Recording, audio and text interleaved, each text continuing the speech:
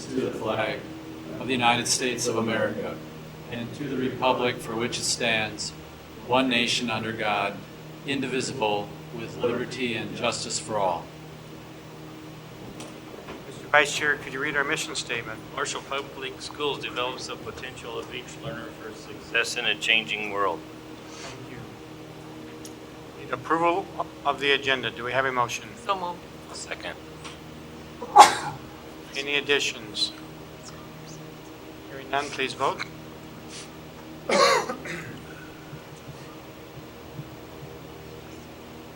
approved.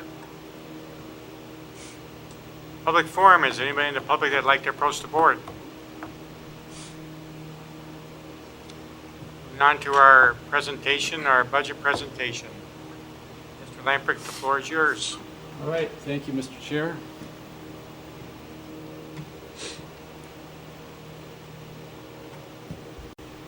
Good afternoon, everyone. Good afternoon. All right, very good. We got attention and let's maintain. All right. I would ask that if you haven't already, if you'd open up your budget book so you can follow along, because there will be references as I go along in regards to the budget book. So please do that. This is the latest budget headline news. It's not breaking news, it's just headline news. But really, this budget book is really not just all about budget. Yeah, there's a lot of things about budgets, different budgets, but it's really kind of more like an annual report, because there's a lot of different information in there besides the budget information. And we strove very hard to reduce the size. It's only 112 pages this year, I think, down from like 120. So progress is being made, and I'm sure this PowerPoint presentation with 21 slides, we'll get through it in a quick manner. So as I had mentioned, it's kind of like an annual report. The school improvement information is on pages 14 through 27 if you want to take a look at that, all the school improvement plans. Then chapters 10, 11, and 12. Chapter 10 is achievement and or assessment and test scores. That's kind of Amanda's chapter. Chapter 11 is achievement and integration, and then chapter 12 is all the schoolfinances.com information. So if you would take a look at those items, and then I'll direct you also in regards to schoolfinances.com information, pages 86 and 87. That is where the 5 or 6 year budget forecast or projection is held. Again, pages 86 and 87, and we'll take a look at that maybe a little bit later on. So, we are waiting for all of the facts to come out. Is there going to be a special session? I don't know. Has anyone heard whether or not the governor and the legislature is able to agree? I haven't heard anything. One of the good things that came out of the legislative session is the voluntary pre-K program. It's kind of a grant program. I think $25 million was put towards that. We've been looking at it, Scott and Tiffany, Darcy and myself, and I believe we are going to make an application to try to access those dollars. I don't know what our chances are. Scott, your reading on that? Well, I think if everybody ahead of us on the priority list applies for funding or applies to access those dollars, what we were told is that 70% or greater districts with 70% or greater free and reduced lunch would have access to the dollars. We're at 53% according to the MDE's calculations. So I'm not optimistic, but I hope that it works out, because I think it's a great opportunity for our 4-year-olds and our families, and we're going to complete the application and see what happens. Okay. And really, as we talk just very briefly about the legislative session, not much else came out in regards to the E12 education other than the tax relief for farmers and farmland owners which of course was pocket vetoed by the governor, and so until there's a special session, that important legislation to us, to our district, and to many rural districts in Minnesota is still on the table, so to speak. So other than mandates, that's maybe the legislative session as far as E12. So other facts to come out, certainly one of those is enrollment. We can do a lot of projections, and we've done a lot of projections over the last year, and looking what this budget is based on, we're doing our best, using our best information to develop the budget based on what the projected enrollment is. But until we get the seats filled and the classrooms, know what's happening in each of the classrooms, we don't exactly know what is going to happen. By October 1st, we should have a pretty good idea as to what enrollment changes are and how close we were with our projections. So that's another one of the facts that needs to come out.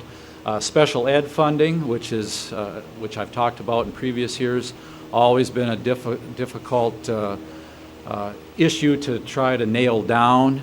And for the year 15-16, we have a new system for reimbursement for special education funding. And I think maybe the jury's still out as to whether or not how well that's going to work. It will work, but again, the figures that we're using, kind of a little tentative as far as being exact. So that's another one of the assumptions that we're using and that we're building the budget on. We'll see how that turns out. And then I would direct your attention to pages 57 through 60, and that's where all the assumptions are listed.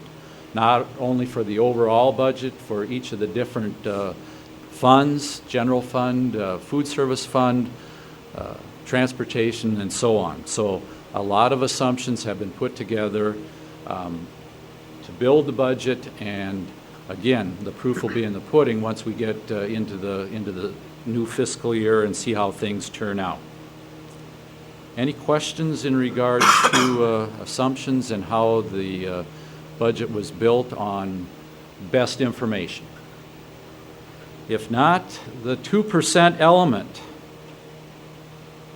But what is LTFM? So 2%, what that means is that the legislature in 2015 put together a package of a 2% increase for 15-16 and for 16-17.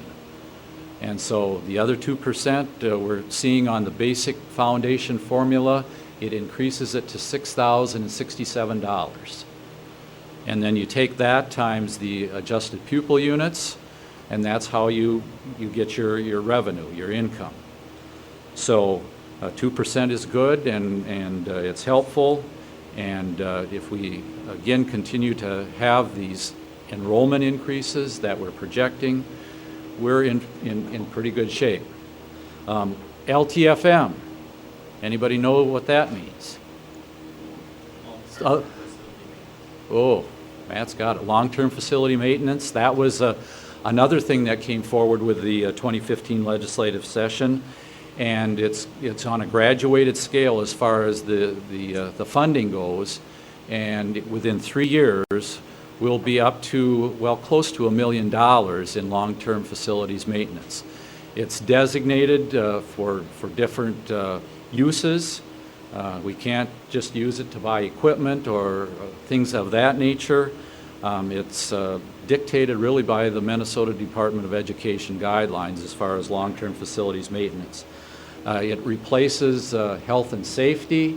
It replaces deferred maintenance, but there is new money, and it's a good thing. For the 16-17 year, we're going to receive about $450,000 in LTFM. School district plans for growth. With our increasing enrollment and our more diverse population, increasing needs, special education, there's growth in all of those areas. And that's why we've looked to add some enhancements, more staffing, to meet those needs. I'll be talking a little bit about that later. But really, the times are changing. And in school districts, it's not just this school district, school districts across the nation, there's a lot more needs, it seems, and trying to meet those needs of each of the individual students is a real challenge. And we're certainly seeing that. And along with that, of course, we have the growth. So that's what we are planning on, is increasing enrollment and trying to meet all the students' needs. And really is one of the tenets of our budget. Okay. Market share is up. On page 9 of the budget book, you'll see that it increased by 1.5% to 78.33%. That's what we're capturing as far as eligible students that are being enrolled at Marshall Public Schools. So that's the change from 14-15 school year to the 15-16 school year, that we are able to capture, again, a little bit more than 78% of the market. And we'll certainly strive to continue to bring that market share up even a little bit more. Every student will have a personal device. When school starts in September, all of our students will have their own personal device. The 3-year program that we've had, the one-to-one rollout, however you want to describe it, is going to come to fruition, and that's a good thing.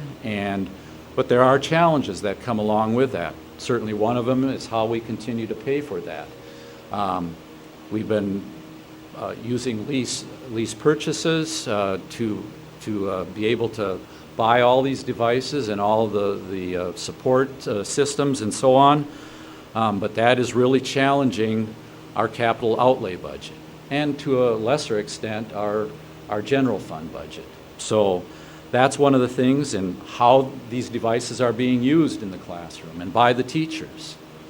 Certainly there are some teachers that are more aggressive and implement and have the students utilize the devices as compared to others. So we're reviewing that, and it's a kind of a continuous improvement thing that we're trying to accomplish, with not just putting the devices in the hands of the students, but making it productive and useful in their educational process. And what will happen as we move on to probably the 4th year, that's when the replacement cycle starts up again. Either the 4th year or the 5th year. I haven't had that conversation with Todd and with Amanda and others, but we'll be judicious as we look at the devices and how long they're going to last. But at the same time, we need to be thinking about replacement, because this is an ongoing program. Something that isn't ongoing, but it's going on right now, is the middle school project. As you're all well aware of, we've had an aggressive multi-million-dollar project for our air handling units, ductwork, asbestos removal, climate control, and it's been an interesting time since school let out here at the middle school and in the district office, trying to stay cool and comfortable as much as possible without having any air conditioning available.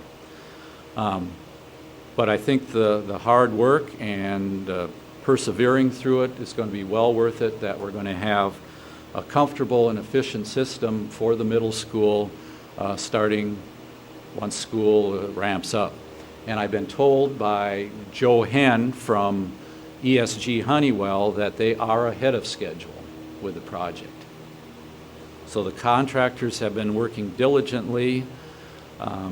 It's at times a mess, but like I said, we'll work through it and get it done and be ready to go at least once school starts in September, and hopefully maybe by mid-August or even before that. Any questions in regards to that project? And that was a whole process that I think all of you are well aware of, like for 2.5 years, and QZAB funding and all of that. But it's going to produce a lot of good benefits, I believe. All right. Projected enrollment to be at record level. I think we are at record level for the 15-16 year, and we're looking at not a significant increase at this point in time. I talked a little bit earlier about enrollment being one of those facts that we don't know, that haven't come out. But I'm thinking that if you look again on pages 10 and 11, you'll see all the information in regards to enrollment for 16-17, and I believe that we will achieve those enrollment or projected enrollment numbers. Also, one of the things that's on those pages, I believe it's on page 11, is the class sizes for elementary. What they were in 15-16 and what they're projected to be for 16-17. And I think we're in pretty good shape there at this point in time. If you recall, we added about mid-year, we finally got the portable going and whatever, that we added an additional section for first grade and an additional section for second grade. So we now have 9 sections at each of those grade levels.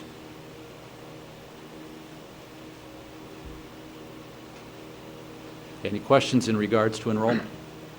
I know it's not exact math, but with that enrollment, that's not with the spike we had last year. That's you don't feel that's conservative number, or it's just kind of a wait and see? It's kind of a wait and see at this point in time. You know, and kindergarten's kind of a different breed of cat, but Trish and I were talking about the kindergarten enrollment, at least so far, and you know, there's a long way to go as far as people enrolling their child or children into kindergarten, and so a lot of things are hanging out there at this point in time, and we'll see what will happen. But I don't believe we're going to have what we had happen in October last year, where we enrolled 23 students on one day. So all of this leads up to additional staffing to occur at Marshall Public Schools. Much of our general fund expenditure budget reflects the positions that we've added in special education, in an EL, minority advocate that we're trying to hire, an elementary assistant principal with EL coordinator position, a variety of things. This took place through the planning process for our budget, your input, administration input, and then finally it came to the point where you agreed to move forward with, well, it's $600,000 plus as far as enhancements to our budget. So we will have a lot of new staff when school starts in September, and it'll be an interesting time to make sure that we are in fact addressing all the needs that we sought out to address when we went through the budget planning process and decided and approved these budget enhancements. What this leads to is the general fund balance is projected to decrease. Back in early spring, I would say, we agreed, or I proposed, and we talked about going into our reserves a little bit to the tune of about $200,000, and that's something that has been built into the budget. And if you look on page 71, you'll see that we ended up for the general fund budget only a $273,000 deficit is being projected, but that will be adjusted based on what I see as an excess in the transportation fund being used to kind of mitigate that to actually having $176,000 as the deficit when it's all said and done. I think for most of you, you remember that It was really kind of the opposite effect for quite some time, where we would be transferring money from the general fund to the transportation fund to help zero that fund balance out, because we were always flirting with or had a negative fund balance in the transportation fund.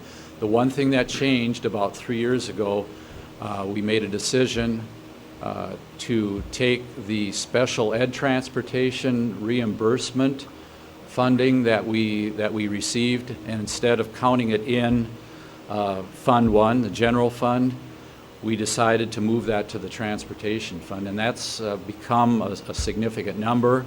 And if you'll see that, I think we're projected to have like about a $485,000 balance or maybe more in the transportation fund, simply because over the last 2-3 years we've been gaining on it. And of course, one of the things that's been helpful also is the price of diesel fuel. We had, for most of the year, we actually got a little bit of a rebate from Southwest coaches on their billing, because we have a set amount per gallon that anything over that, if the price increases, then we pay that additional amount. And it's been a lot of years since we've been actually getting a deduction on our bill, but that's what happened. So we've been in a pretty good place with our transportation fund, and so we'll look to maybe move some of that money back into the general fund rather than the transportation fund. What that all what arrives at as far as a percentage or a projected general fund balance percentage is 15.88%. So again, that's ending fund balance divided by expenditures, either actual or budgeted, depending on once the audit gets done. That's how you arrive at the fund balance percent. Just a little history. At the end of 2014 fiscal year, we were at 17.10. 2015, 17.62. What we're forecasted for this year, and obviously we're still trying to finish out the year, is 17.88. So if the projections, everything is correct, we would drop from 17.88% to 15.88%. We will need to be cautious and diligent. Just a reminder, using that reserve money, that's one-time money. You're not going to get that back. There's no source to get that money replenished, so to speak. And Scott, I don't know your thoughts in regards to general fund and buying it down just a little bit moving forward. Well, I agree with what you said, Bruce. I think it's just something that, the board's going to have to just really keep an eye on it. We don't want to have a huge surplus, if you will, and that doesn't happen very often in very many districts, but we want to make sure that we're directing our resources towards the students, yet there's also, we can't continue to deficit spend year after year after year. I know you all know that, but it's a good reminder that we just have to be careful, and we will. And I would just direct you to take a look at page 72, which shows the projection on a yellow bar chart of what fund balance percent, or I should say how excess, either a deficit or an excess with the budget. And you'll see for 16-17 that bar heading south for that 1 year, for this upcoming year. So that's one of the areas of challenge as we move forward. Another area is the capital outlay fund balance is being challenged. I alluded to that earlier with the one-to-one initiative, the technology initiative. And on pages 73 through 81, there's lots of information in regards to capital outlay budget. We're looking at deficit spending in that fund also for 16-17. And depending on how the ending fund balance is in capital outlay and some other factors, we could, by the end of 16-17, be below the school board approved fund balance goal of $400,000. There's nothing magical about $400,000. It used to be that we needed that type of fund balance to be able to cash flow our operation, so to speak, a lot better. Things have certainly improved in that area where the state is getting the money to us on a much more regular basis, and we've had no issues with cash flow for quite a while. But that's the reason why that $400,000 number was established. And so as you look at the capital outlay fund, one thing that has been added is the long-term facilities maintenance. That's where we've decided to place, at least to start out with,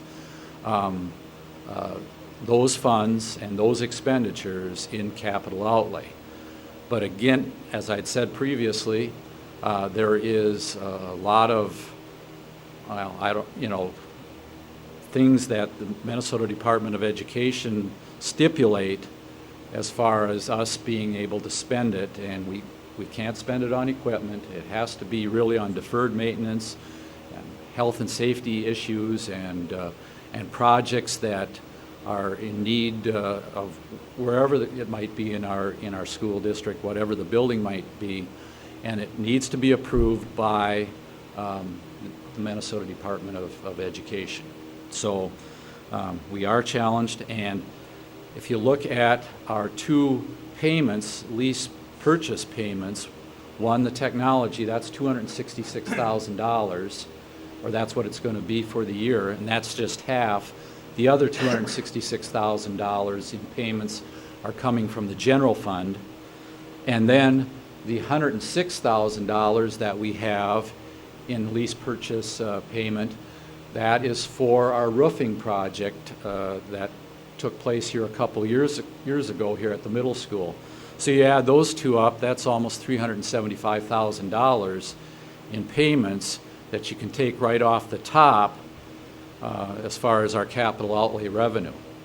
And so that doesn't leave us very much as far as discretionary dollars to purchase things or whatever it might be. So we need to work on a plan, we meaning the administration, and certainly suggestions from you as a school board as we move forward. Because as I said, we are being challenged. Is our budget for textbooks going down at all, or is that still staying about the same? That's still staying about the same. Yeah. That has not changed, and and that's part of the stress too. There's, I think, probably about $175,000 budgeted for that, and in visiting and with Amanda and the planning process that we went through with capital outlay, she says we absolutely need that. And of course, like everyone else, we could use more, but that hasn't changed a whole lot over the past number of years. How many more years on the lease for the roofs? For the roofs, I think this would be the third year, then 2 years after that, yeah. And that was one of those things with the long-term facilities maintenance. I thought maybe we'd be able to use that money to pay for lease purchase. No, that's something they want you to really basically maybe save up your money, and if you're going to have a significant roofing project or parking lot project or whatever, do it all at one time, pay for it all at one time. The long-term facilities maintenance at 400-some thousand. Mm-hmm. That's in the capital outlay expected revenue. Yep. Bruce, I know it was presented for the long-term to maybe have portables included. Do you know if that passed or not through legislature? I know they had talked about maybe being able to use deferred maintenance money towards portables, but I didn't see if that was part of. I haven't checked that out. Something to look into. Yeah, and I don't know if that had passed Okay. or not.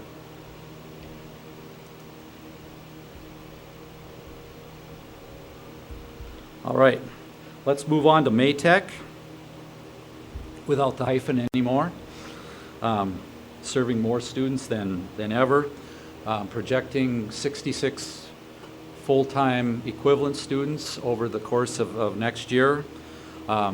Certainly the CNA and welding programs have been a boon to that program, that area. I'm sure you've read in the newspaper a number of different articles in regards to those programs and the success that they have. In May at the graduation ceremony, we had, I believe, 12 students that graduated from Maytech, and on pages 41 through 46, you'll see all the information in regards to the Maytech operation.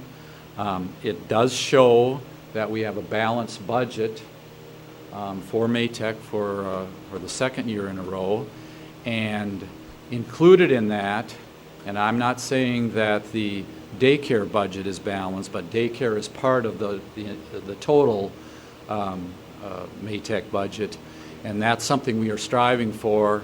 Our goal is within a year and a half that we have a balanced operation for our daycare, because that issue did come up here about a year ago, and we are working from a number of different angles to get our daycare viable and at least from a balanced position.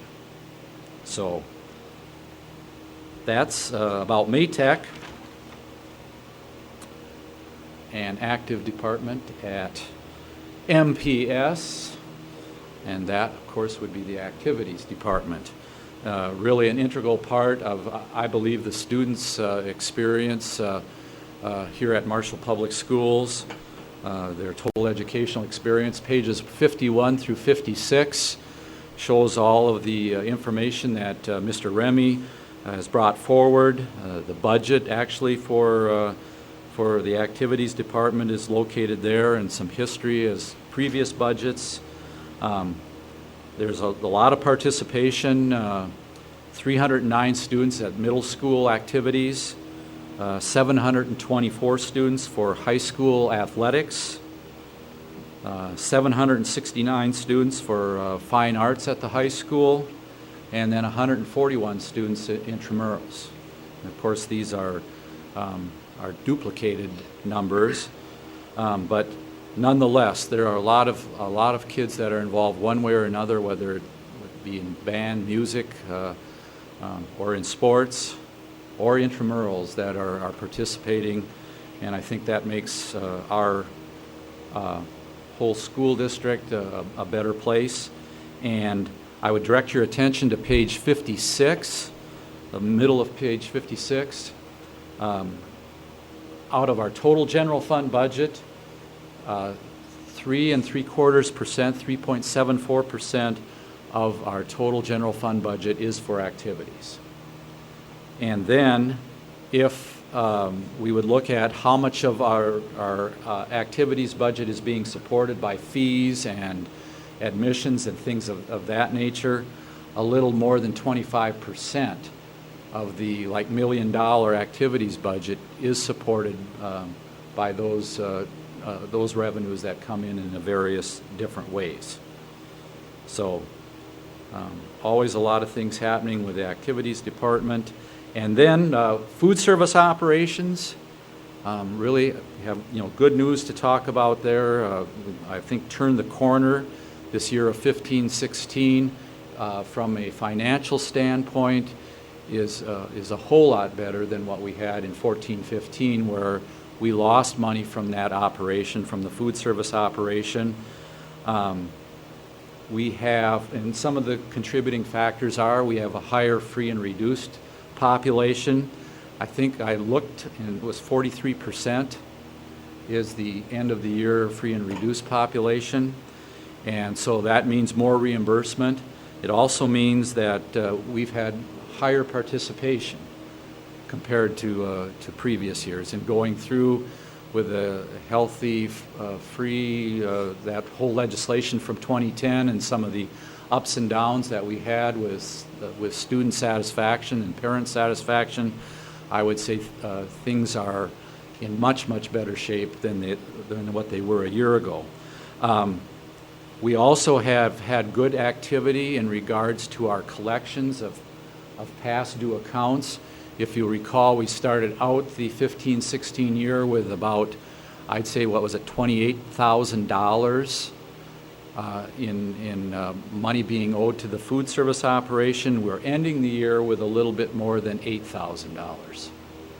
So that's really remarkable, and our thanks go out to the Taher staff, local Taher staff, and a couple people from their corporate office, but also our administration and staff helping make sure that we were able to accomplish something that I didn't foresee would be so remarkable as far as the change. One of the things we had to start the school year, we were at about $28,000 and change, I believe. And then we're ending the year with a little over $8,000. So, The thing we got today, it said that it was like 47% of that $8,000 was people who are paid meals, not free or reduced, right? mhm. On the things that got sent out today. So is any of that staff or faculty, or is it all students? Some of it is staff, yeah. But we have worked in that area also.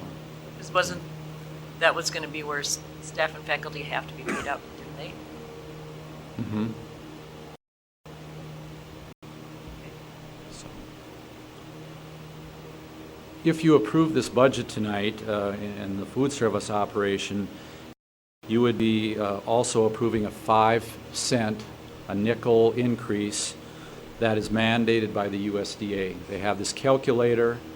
We need to do this every year, and so how that turned out for this upcoming year is a 5% increase, which would mean our K through 4 lunch, the price is $2.50 for that.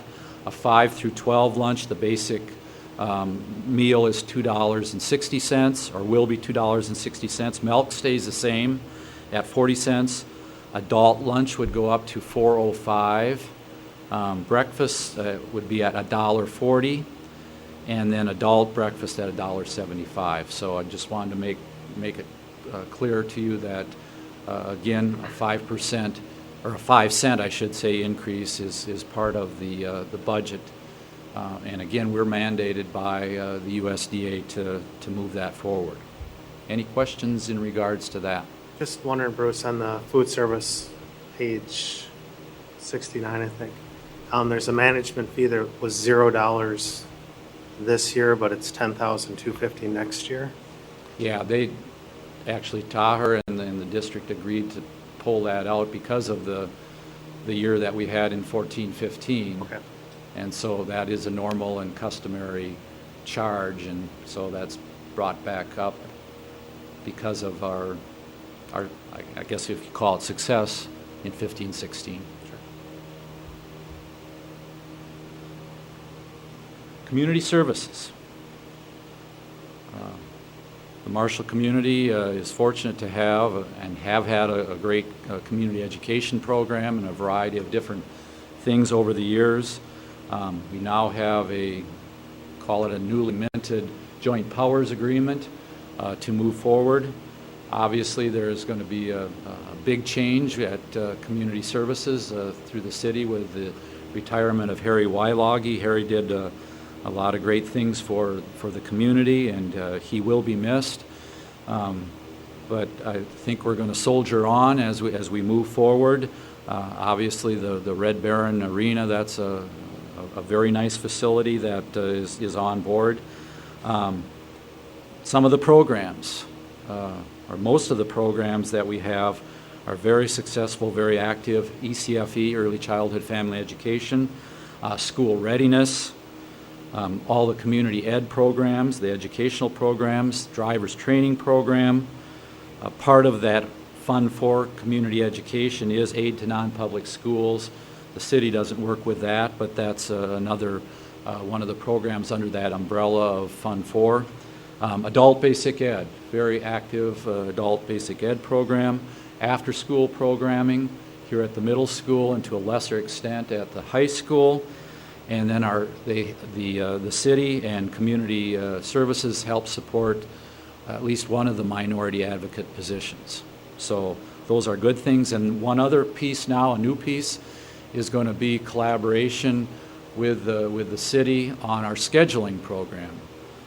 Our schools today, that's what it is, right, Tricia? Our schools today, in fact, we're in the process of getting that moving forward right now.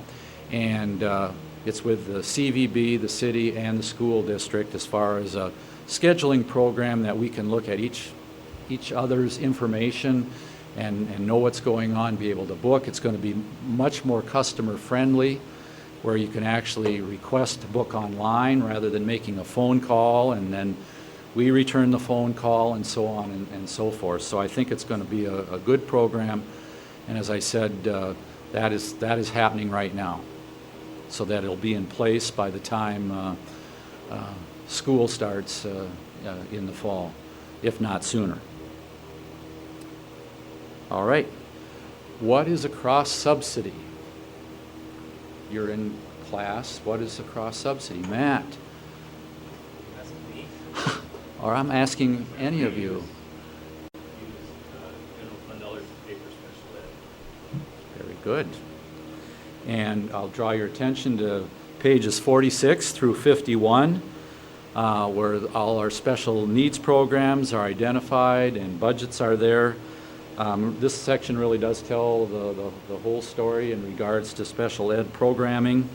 And on page 50, there's a spreadsheet there in the lower right-hand corner. It shows, everybody seeing that, $1,961,491. That's what our cross-subsidy is projected to be for 16-17. But keep in mind what we've been doing with the reimbursement for our special ed transportation, that it's been going to the transportation fund rather than the general fund and special education specifically. So that is something, like I had said earlier, that we're going to look to change and narrow that down, with more of the money coming back into the general fund and specifically special education needs.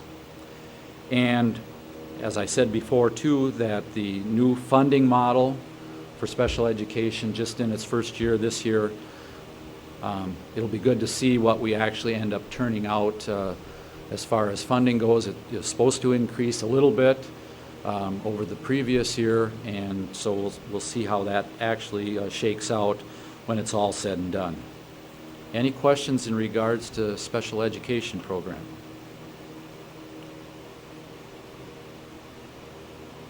Transportation, we have a fund balance projected to be by the end of 15-16, $578,000. I'm not sure if we'll get to that point, but we're going to be making an adjustment from the transportation fund to the general fund to help our general fund out a little bit. And one of the things that we are going to be adding in transportation at this point is preschool transportation, some preschool transportation, and that is going to be paid for through the grant. Scott, you remember the $76,000 grant that Tiffany Teskey, our early childhood coordinator, is receiving? Pathways 2, I believe. 2 or 3, yep. Yeah, and so that part of that money is going to come into the transportation fund to be able to have some routes going, and I think that's going to be a good thing. That hasn't been totally worked out yet, but it's in the budget. And then another consideration would be the possibility of doing the same thing with grades 3 and 4, as far as being able to transport and make all students eligible, whether they live 2 miles or 2 blocks from the school. As you recall, we did K through 2 this past year, and I think that has gone pretty well. That's been part of the discussion, but nothing firm at this point in time. I think we need to take a look and see how all things are going to end up shaking out before we make that move. That would be another significant move as far as transportation costs. We'd probably have to add at least one more route to accommodate that transportation of third and fourth graders, and that would be around $45,000. So just a consideration. And just by the way, our target fund balance for transportation is $100,000. So we're well above that right now, and so just the need to take a lot harder look at what we're doing between transportation and general fund. Just the facts, and keep in mind that all of this information is very preliminary. It's preliminary budget. That's what it's called. By the time we get to October, when we know our enrollment and some other pieces of information, those facts will be in. We'll have, I would say, a lot more comfortable budget, comfortable from the standpoint of that the numbers are a little bit more right on than what they are probably currently. The facts, the total budget is $36.5 million. $36.5 million. Of that, 26.9, almost 27 million is in the general fund budget. We have a 6.1% total increase from 15-16. Again, that's all funds.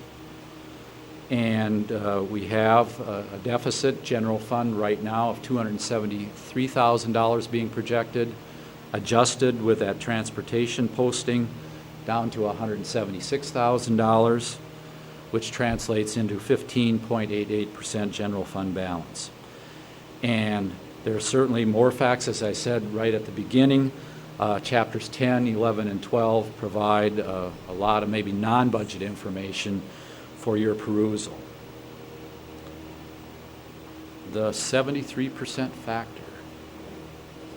73% of all the funding that we receive is in the general fund. If you break it down by fund, 73% is received in the general fund. And it used to be, and this is the first year that it hasn't followed in the expenditure fund, where we had, if it was 73% in revenue, 73% of our total expenditure budget was in the general fund. Now this year, or this coming year of 16-17, is to be 74%.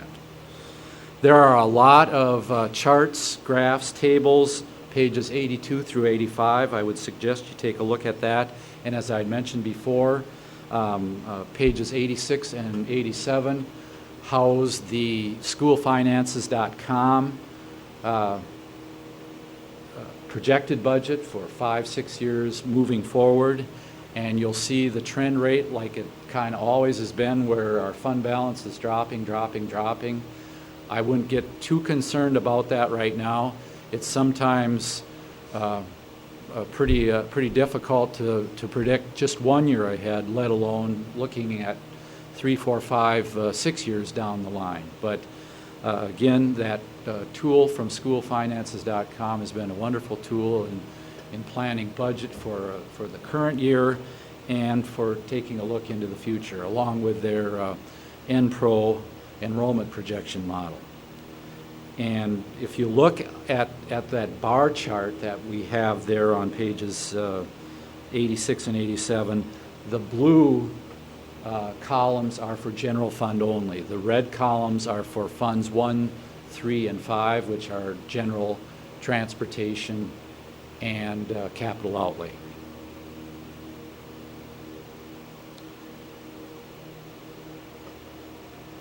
What you'll be asked to approve tonight is the budget. We have shared pages 81 and 82, that set of numbers. There's 4 different sets of numbers, which I think you're all probably familiar with and have seen over the years. I think it's a good way to show what's happening in the school district. And we would ask on behalf of the administration of Marshall Public Schools for an affirmative vote here this evening. Questions? Does anybody have any questions? Does the activities budget also include the busing for the activities? Yeah, for the transportation, that's a major component of, Of the activities budget? yeah, yeah. Good question.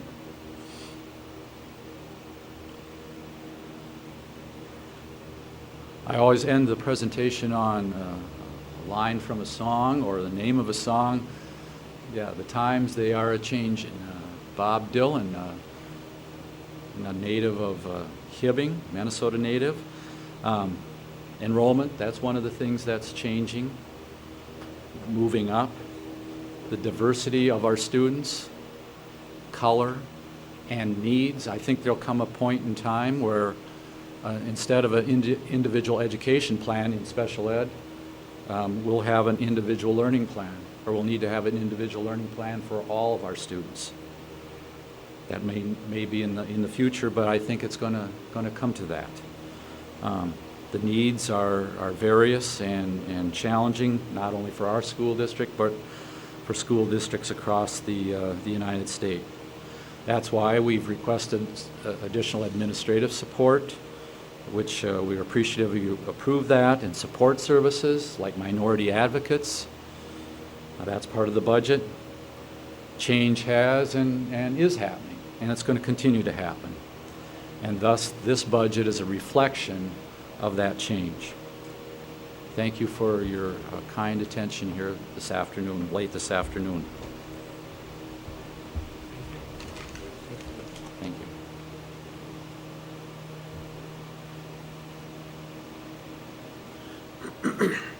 Moving on to our consent agenda, motion to approve.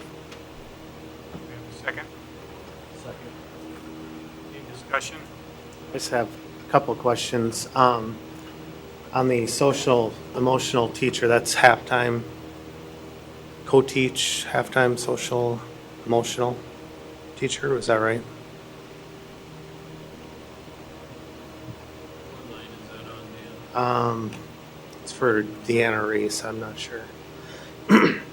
It's that addition we approved. That's full-time.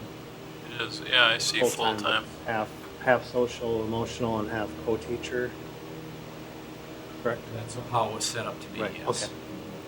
And then I just had a question on the Dean of Students, the EL coordinator. Part of that's reimbursable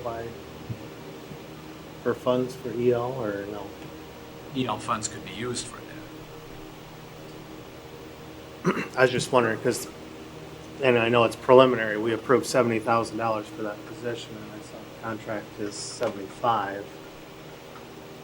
So just wondering if part of that $70,000 estimate included some revenue towards it. No, we did. Okay.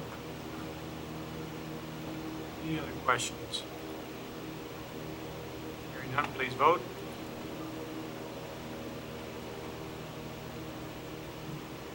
It's approved. Financials, anything else you'd like to bring up, sir? Well, I think I will pass on that. On? Time in the sun or whatever. Approval of the bills, motion to approve. Do we have a second?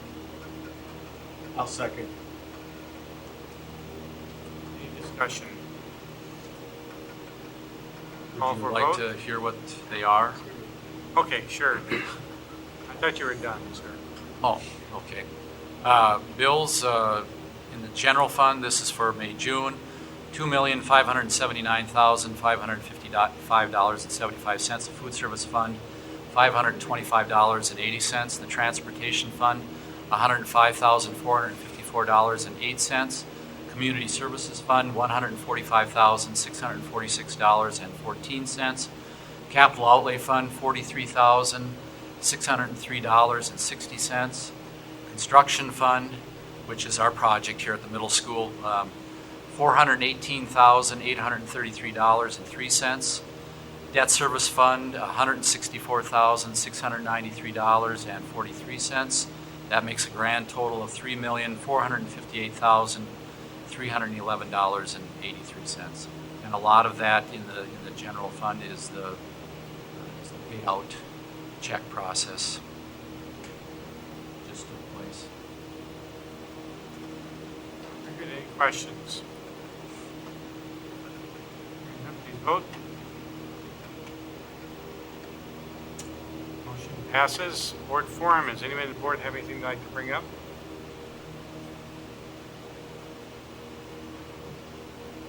Administrator's report. We continue to ask our administrators to submit reports each month just to keep the board sort of updated in terms of what's going on. I pick and choose a few things from each of those. In my report, we did end the school year with 2,464 students in kindergarten through 12th grade. I believe that was 156 more than last year, which we've talked about was significantly higher than what we anticipated, but a good challenge to have. Speaking of challenges, staffing has certainly been a major one. Just finding people for open positions and continue to have some late changes and resignations. So staffing has been something that a lot of people have been spending time on. And then we're still sort of waiting to see what happens with the legislature and the special session. From Tiffany's report, just some pictures and updates about different classes and events that were happening at the end of the school year and then transitioning into summer. From Jeremy's report, update on Summer Jumpstart. He said there were 182 students registered. We've definitely seen a growth in the number of students participating in summer programs through all of our programs that are happening. And then he also shared some information that we're looking into in terms of our preliminary Title I allocation or funding estimates for this coming year being higher than what we anticipated. That's likely the result of increasing enrollment and also seeing, going back to maybe the changes that Bruce was talking about, seeing more free and reduced lunch students and families or whatever. So we're going to continue to look into that. Mary Kay's report, update on number of sections by grade for next year, 8 in 5th grade, 7 in both 6th and 7th grade, and 6th and 8th grade. Some information about open house and registration taking place on September 6th, which is the first day of school. We're trying to get some things done that work out better for families. And then just scheduling information that is maybe relevant to the middle school. In Brian's report, just Brian being Brian and the amount of data that he enjoys. There's a lot of different data in there that's actually interesting to look at that he wanted to share. And then something that I think I already talked about, just an update in terms of staffing. Michelle's report, some details about summer school, and again, the numbers that are involved there. Also an article from She Magazine that was focused on Karen Elton, something to celebrate. And Maytech graduation, in case you haven't made note of it already, is Thursday, June 30th. Summer graduation, hopefully 5 students, so that'd be something we want to try to arrange in our schedules. From Bruce Remy's report, updates on Tigers competing in different state and regional activities and tournaments. Big track meet coming up here in Marshall on June 25th, the Minnesota Parks in Motion state track meet. I think there'll be about 200 plus youth participating. And he also shared some information relative to activities participation data and showing that that's remained relatively steady, maybe a slight dip. I think he maybe said 4 students less or something like that. From Jackie's report, just data about the number of evaluations that were completed this year. We hear a lot about them, but when you actually see the numbers, it's pretty interesting how many evaluations our special ed folks handle and the paperwork and whatnot. And then also some information about the number of students served birth through 21 years of age. From Amanda's report, information about immigrant count that she's submitting for the public schools, Marshall, and also a little blurb about the data meetings that she and I are having with building principals. And I believe we have Mr. Lamprecht's report. My report is basically self-explanatory. Just one thing that I want to touch base on are the non-exempt, exempt new rules that are going to be coming in place on December 1st in regards to overtime and stipulation of what makes a salaried person or an hourly person. And tomorrow at 1 o'clock there is a webinar that's being sponsored by MASBO and MSBA to talk about that, and so Gwen and Tammy and myself are going to attend that, and it's going to be obviously directed to educational businesses, school districts, and so I think we're going to get some good information there and hopefully some direction. There are going to be some changes that are going to be necessitated by that those new guidelines, again, starting on December 1st. And so we're going to listen very intently. We've already attended one other webinar, but it was more of a general type look at things. The current salary that makes a person salaried is $23,000, I think, and that hasn't been changed forever. And now it's going up to $47,000, I believe, for the next 3 years, again, starting December 1st. So we're going to work diligently through that process, but definitely there will be some employees that are going to be affected by this change in the standards, exempt versus non-exempt. Bruce, I forgot to ask you a question. Can I ask? Yes, you may. On page 11 and 12 of the budget book, it talks about the projected class sizes. And I don't know if you have that up in front of you right now. I'm just wondering if the data that's in here is accurate on those pages. So 11 and 12.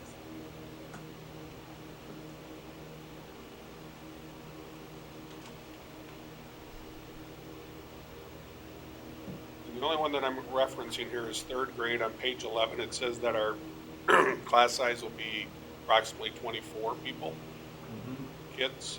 But if you go to page 12, it actually says 22. And that's the only one that's different. Oh, okay. I thought I'd just point that out. And then the other thing is the budget itself in regards to our space needs. We know we're challenged for space. Are we allocating some money within that budget for additional spacing needs? Not at this point. We haven't got to that. So that could be additional. The additional cost. If you recall, the portable cost ended up, when it was all said and done, about $140,000. So, thank you for pointing that out.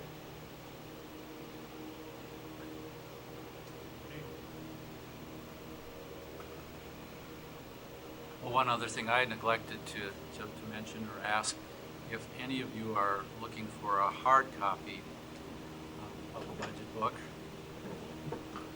certainly be happy to print that for you in color, not monochrome. So let me know. Move on to our discussion items. Our first reading of policies 201 through 205. Was there any questions? Okay, the first reading.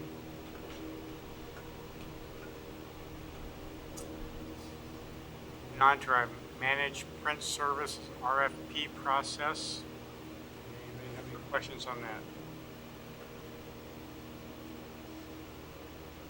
That's basically just a memo from Todd, explaining the process that's going on. And I think you've heard a little bit more also in regards to that. And we have been, or will have been, with Bennett Office Technologies in August. It'll be 6 years. We started out with a 5-year contract, and then because of some additional devices that we needed to add to the program. We agreed to go with a 6-year term. Now that term is up, and so that's the reason for the RFP process. You know, we've been very pleased with Bennett Office Technologies, but there's been a lot of interest shown by vendors. So we'll see how many actual proposals we end up getting back, and I believe that's in July or end of this month. I believe that we're going to receive those, and then we're going to look to make a decision or make a recommendation for the July board meeting. Moving on to our action items, approval of the long-term facilities maintenance revenue. We have a motion. So moved. Discussion. This is just a standard operating procedure. If you recall, in previous years, you probably don't, but we had to do the same thing for health and safety every year. We have a variety of reports now that health and safety has been converted into long-term facilities maintenance, and along with a whole new process. This is what we need to have your approval, and that we can show that to the Minnesota Department of Education, and the school board has signed off. Very good. Please vote. Approved. Approval of our QComp annual report. Motion to approve. Do we have a second? Discussion. Very similar to the previous document that you just, previous action item you just took care of. As long as we've had QComp, we've needed to report back annually to the Department of Education. The report is included, and you're just authorizing submission of that report. Please vote. Please approve. Approval of the Hoffman and Bros fiscal year 2016 audit services. Motion to approve. Do we have a second? Open for discussion. Well, it wasn't too many minutes ago that we talked about approving a budget, and now the audit process, and we've had an initial meeting with Hoffman and Robst, and we're looking at maybe about the third or fourth week of August for them to spend their week in the district office getting most of the preliminary work done and moving forward. It's been a good partnership, and certainly would recommend approval of them being our auditors for 15-16 fiscal year. Very good. Any questions? Hearing none, please vote. Please approve. Approval of our 2017 budget. Motion to approve. Do I have a second? I'll second. Open for discussion. I think Bruce did a really nice job of going through everything and trying to highlight some of the most important information. And, you know, one of the things that maybe we skipped over a little bit is just the fact that we're in a position because of enrollment and really good fiscal stewardship to be able to add $600 and some thousand worth of programs and positions that we identified through, I think, a really deliberate and thorough process that took a long time. So, you know, yes, we have to be careful and continue to monitor in the future relative to spending down the fund balance, but we are in a really good position to be able to continue to try to better meet the needs of kids, and you know, that's just something I want to make sure that we're all aware of, because you've done a really nice job, as have Bruce and our district office staff and administration. Please vote. Please approve. Approval to move the August work session date. Do we have a motion? Motion. Do we have a second? Discussion. Once we moved it, second. Everybody make that? Everybody make that? I won't be here, What but time is it? I'll be on vacation. 4 o'clock. 4 o'clock, yes. I'm out both Sessions. days, so it doesn't matter if it's going or not. Lieutenant?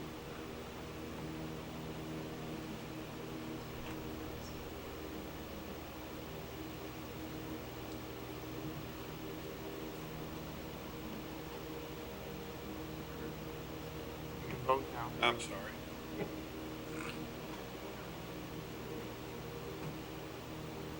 Approved. Anything else for the good of the cause? Thank you, Bruce, for your diligence. I know we josh you, but we do appreciate you. Meeting's over. Thank you.